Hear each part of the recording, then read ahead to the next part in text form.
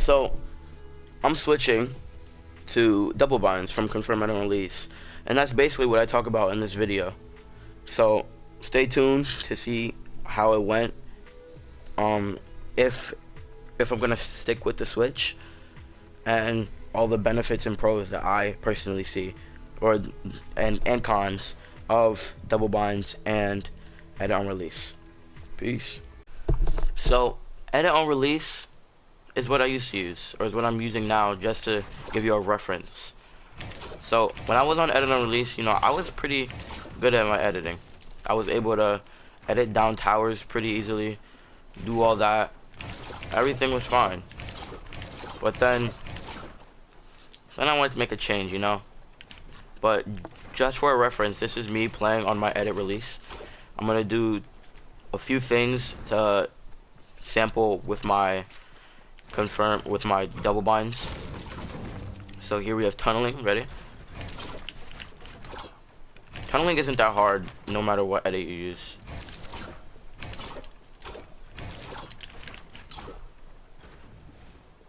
So my tunneling was decent. It's still decent. Oh, I just flunked out there. My brain just farted. My tunneling was decent. My double edits were decent.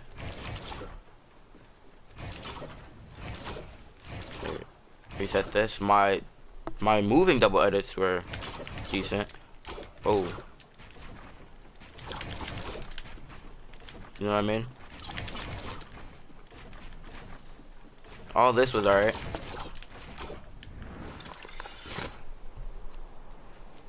And this side is strictly for my confirm edit and release. The other side is for my double binds. My tower edits were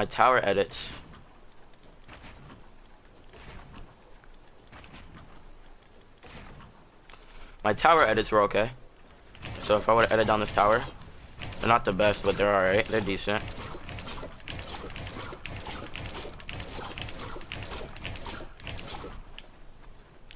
All of that was alright. All of my moving edits while I was on the move, so if I were to go like this was alright. So, but then I noticed some flaws in confirm edit on release. What I mean by flaws are small things that can help you in battle, right? So say you have a gun and a person, right? So you're in a box, you're boxed up. There's a person. Say there's a person over here, right? You go to edit this. I messed up that. You go to edit this. Now, you have to hold your R2 button.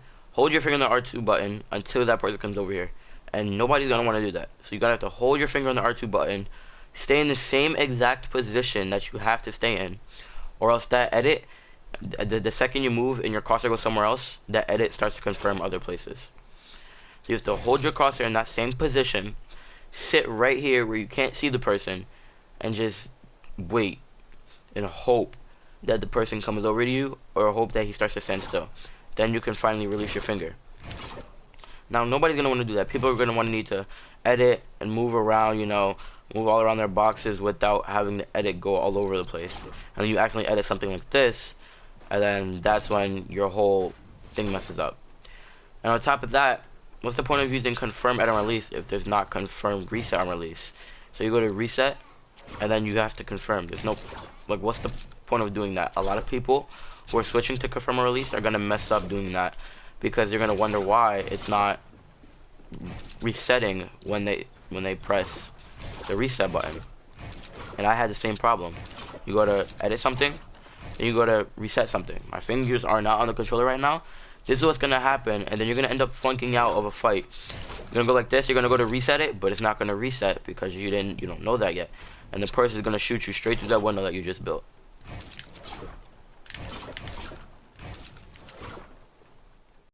Also, I forgot to mention that another con of double binds is you might forget that you do have double binds on and go to edit something, but it won't confirm, and then you're gonna be confused. This happened to me a few times in the beginning. So if you like confirm and release, I would recommend you just staying on that unless you're going to be committed to the switch. But yeah, that is another con that I forgot to add in there. And so you should watch out for that if you do switch. Make sure you do confirm the edit so that you don't die from the too long ago box and you don't know what's happening. But I'm gonna do some of the same tests to see how good I am, and then I'm gonna talk about it more.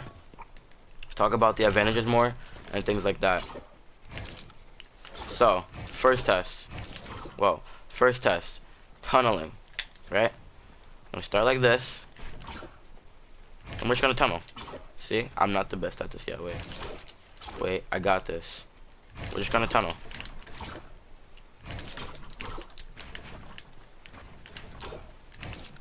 It does trip me up a little bit, I'm not gonna lie.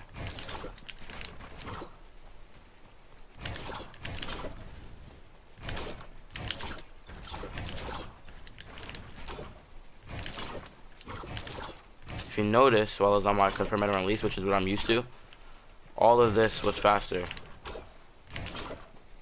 All of these edits were like so much faster. There we go, I'm getting the hang of it.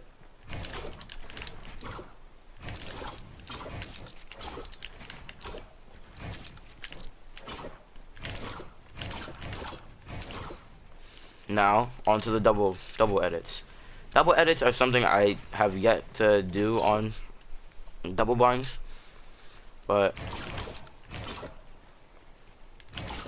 so this is me trying double edits. Ready? I can never get the second one.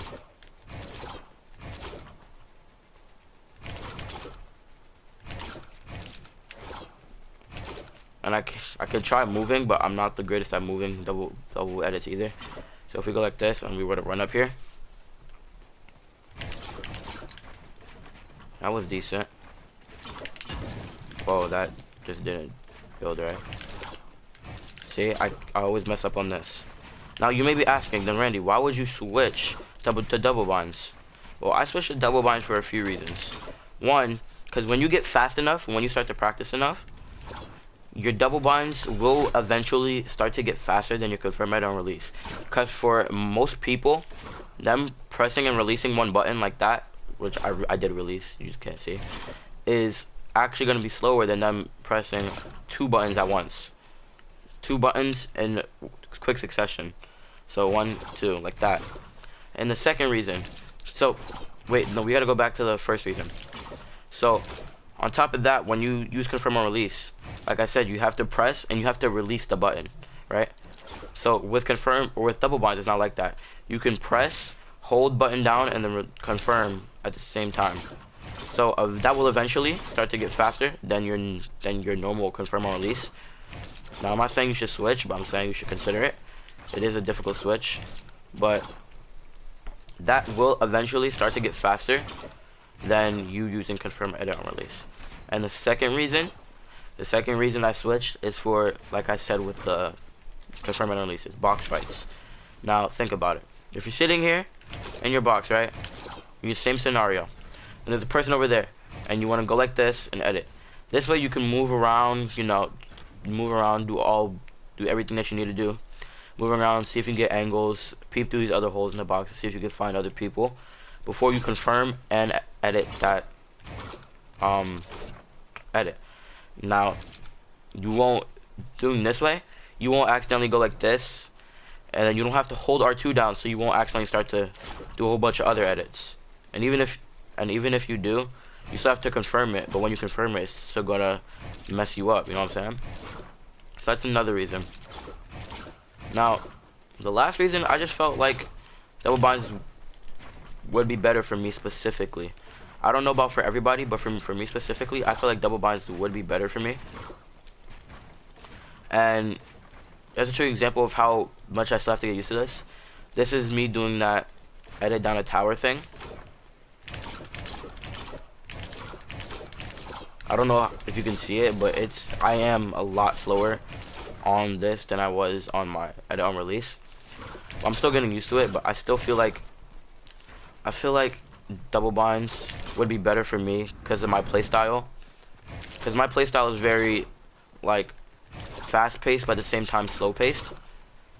If you guys watch any of my videos before, you would know that my playstyle is very like unorthodox. So when I get into a fight, Sometimes I might just go straight through and edit, but then there are other times where I might sit around and wait and look at the person who I'm trying to fight. For example, if I'm boxed up, I might sit here like this and just wait for the person I'm about to fight. And that way I can edit and then just spam L2 or spam R2. But that's not how it is with edit and release. Edit and release, what you have to do, you have to edit, take your finger off first, and then spam, right? But when you're on double binds, you can hold R2, edit, and then spam, you know what I'm saying? So I feel like, especially when you're waiting to look at the person, see where they're going, see if they stop, and you can take your finger off and get ready to spam them. So then you can take your finger off, look at the person, confirm, spam them. But on edit, on confirm, edit, on release, you would have to hold your finger there, walk around, and hope that your build doesn't go like this, and then eventually end up like that, and then you're gonna mess up your edits and flunk the kill. So overall, I do feel like, overall, I do feel like my confirm, edit, on release is definitely faster than my double binds. But at the same time, practice does make perfect, so eventually I will start to get better at my double binds. But for now, I'm staying with the switch. I'm staying on double binds. I'm not the best at it, but hey, then what's the point of doing something for 2 days if you're not gonna try it for a month? You know what I'm saying? So I'm getting better at it. But other than that, I'm making the switch. Should you make it? Probably. Would it make you better? I don't know. If you're more of a confirm on release player, keep it that way. I like to try unorthodox things that may help me that other people wouldn't think I would try to do. So yeah, hope you guys enjoyed. You know, hope this helps you a little bit if you're thinking about switching from double binds to edit and release, or from edit and release to. Also, I kind of deleted my outro by accident, so sorry for no outro, but I will make a new one. But see you in the next one. Peace.